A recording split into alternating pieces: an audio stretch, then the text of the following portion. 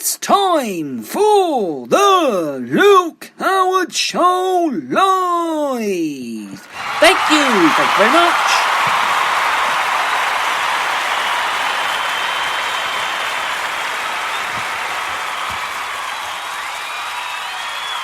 The clapping is my favourite part of the show. It has to be. It's got to be. Such kind people. You really are. Really kind.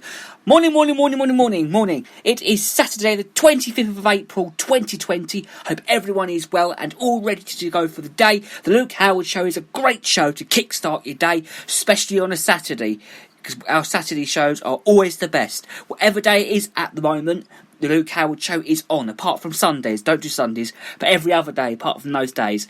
But we're not on now 10 till 10:45. We get it out around, we record it now and we get it out around 10 a.m. So next week's all going to be live as well, and I'll record it whenever, and then we just go with the flow, see how we go, and then I put it out the next about 10ish, half 10ish, 11ish. So today's show must come out about just after 11 o'clock.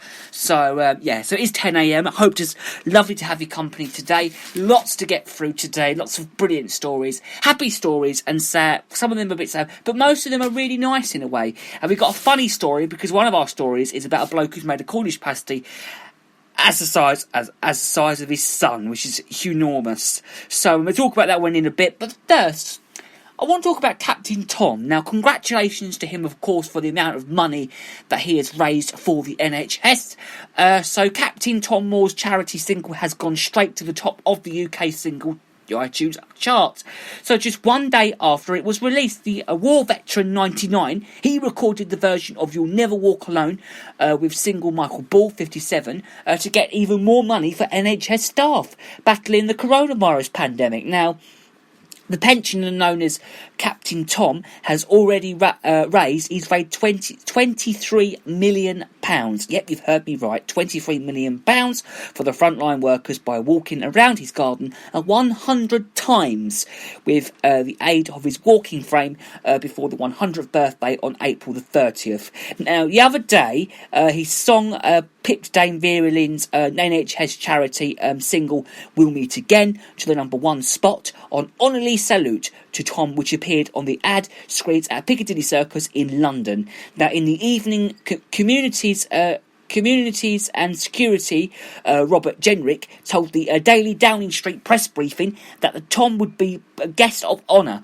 at the opening of the new Nightingale Hospital in Harrogate. I think what they did was they actually did it on video, so he spoke to them on video, which is quite good.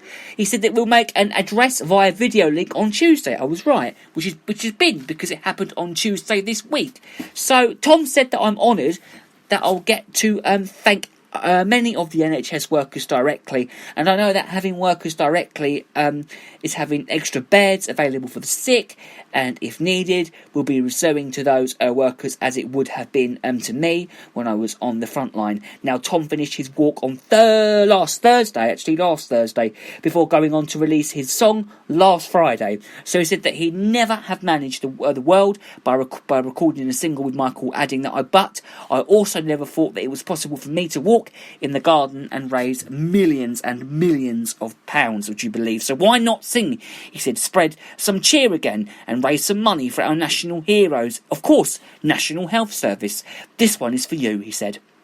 So at the start of the single, which features the NHS Voices of Care Choir, Captain Tom speaks the words, "Hold your head up high and don't be afraid of the dark." It had Radio 2's Michael... no, it didn't. It actually had Radio 2's Zobel in tears when she played it for the first time on her Breakfast show on Friday. Now Tom has also been praised by the Prime Minister, Boris Johnson, who hailed his heroic efforts, while Prince William described him as a one-man fundraising machine. A petition calling for him to be knighted had last night attracted 750,000 signatures in Tearley. He had hoped to raise £1,000 for the NHS charities altogether. Now, an umbrella organisation for 150 NHS charities. Its chief executive, Ellie Orton, said that funds are going straight to the front line to support NHS staff, volunteers and patients. Now, Tom, originally from Keighley, West Yorkshire, he served in India and Burma during the Second World War, and he met his future wife Pamela, who he was 50 and working as a salesman, and she was 35 and an office manager. That got married in 1968. So Tom quit Pamela and loved nothing more than a trip to Marks and Spencer. That was her dream day out, so we did that a lot. Now, following her death 14 years ago, Tom moved in with their daughter, her husband, with their children in Marston Moortime, which I know very well, in Bedfordshire. So our thoughts are with, of course, the wonderful Captain Tom. Well, let's hope he raises some more money, because what he's done at the moment is absolutely incredible, and all of us here at the one and the only show, the Luke Howard Show, want to thank him very, very much for what he's done and say, well done. Well done, Captain Tom. Well done. Here we go. Let's do a round of applause. Thank you. Sarah. Thank you for listening. I doubt he's listening to the show. But, morning, Tom. Captain Tom. Hope you're well. And this is for you. I must say what we got coming up later on in the show. By the way, we're going to be talking about the national days today, and we're also going to be talking about Anzac Day. I must say about that. Right, okay, I want to look at the pet side of this now, dogs and cats, if you know what I mean. So, this is my local news. So, Hertfordshire needs the end of its third week in lockdown, and your pets have remained firmly by out their sides. So, as many residents, like the rest of the country, perhaps, continue to work remotely in a bid to prevent the spread of COVID-19, their four-legged friends have become, well, their new colleagues. Whether they've popped up on the daily conference call, or decided to take a nap on their keyboard, or have been providing some much needed smiles, perhaps. So similarly, they've actually been on hand to lend homework help and join everyone in the daily routine, maybe, and daily help and walk, of course. Dogs and cats and stuff have never had so many walks in their lives at the moment. You see what's been going on. And they're most importantly a friend during this uncertain time. So there are lots of photos in the Hertfordshire Mercury of a lot of people. Let's just say what we've got. So we've got a dog, Frank the dog from Cheshunt is keeping an eye on an incoming email. We've got 11-month-old Honeybee who takes a well-deserved rest in Much Haddam. And then we've got somebody else from Cheshunt, pony in Cheshunt, and then we've got a cat from Goffs Oak as well. So we've got a lot of animals here enjoying their lives. So, good luck to them. Now, these other two stories that I want to talk about is stars that help out in BBC classrooms, which is amazing. So, Manchester City stroker Sir G. Araglani, Doctor Who Jodie Whittaker, and One Direction's Liam Payne are among a host of, stars becoming virtual and teachers for the BBC with Learning Disrupted. The footballer 31 is to help children content in Spanish, while the Time Lord actress 37 will talk about space. And the singer-songwriter 26 will help children read using lyrics from one of the songs. It forms part of the BBC's Bite-Size Analytic, which started on Monday, actually, funny enough. It started on Monday. And the iPlayer red button, of course, is where you can find it.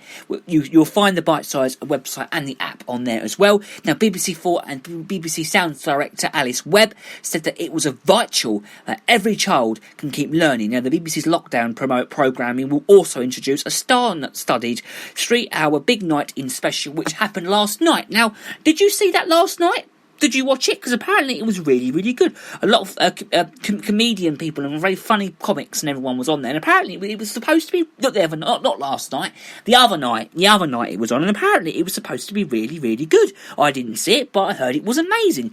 So Vicar Dibley star Dawn French, she said that yes, I'm back in the dog collar and back on your telly. Is she? Blimey, the Archers has to play catch up. So the Archers will broadcast 3 weeks of Archer episodes in May.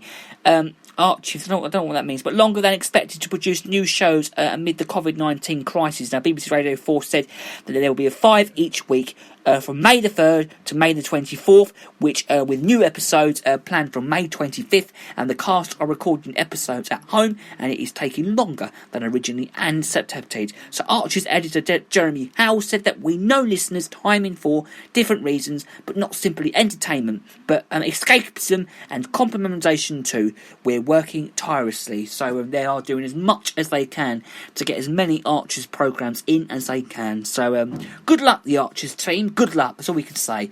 Okay, now time to talk about that Cornish pasty story, isn't it? Because I love a Cornish pasty, because a creative father in lockdown has made a pasty. The extract same size and weight of his two-week-old son. Now, Tim Fudge, 33, baked his 19-inch 6LIB and 4OZ treat to celebrate the birth of Joan, who arrived 12 days early.